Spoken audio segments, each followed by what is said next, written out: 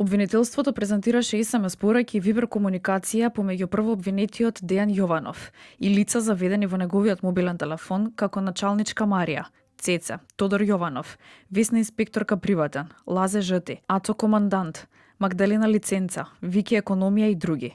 Според доказите на обвинителството, Дејан Јованов добивал информации за рации во Пулс, за понатамошно постапување и потсетување дека лиценцата истекува. Според обвинителството на 16 март 2025, трето обвинетиот Михаел во комуникација со татко му Дејан Јованов го известува дека има рација во булевар од полицајци од Радовиш кои не се нивни и дека ќе дојдат и во дискотеката. Има многу малолетни, па треба да се испразни дискотеката. Обвинителството вели дека според нивните докази Дејан му одговара и така ќе оди во стечај. Одбраната на дел од обвинетите дадоа своји забелешки, а родителите на загинатите деца повторија дека очекуваат расчистување на случајот и утврдување одговорност за секој за кој ќе се докаже вмешаност.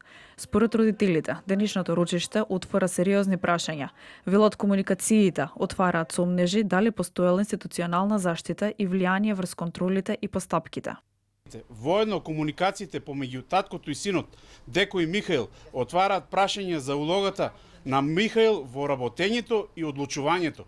Дополнително јавноста за прв пат виде и имиња на лица кои имале бројни и сериозни контакти со собственици на Пулс и Класик, а не се опфатени во обвинителниот акт на ОЈОГОК.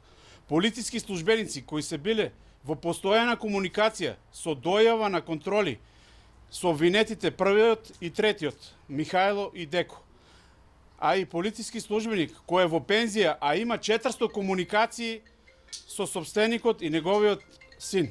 Ова отвора прашање дали сите се опфатени сите релевантни факти и лица и дали има основ за дополнителни истраги. Обвинителството продолжува со изведување на материјалните докази. Обвинението го застапува тим од 15 обвинители, а судскиот процес го води судиката Диана Груевски-Лиевска.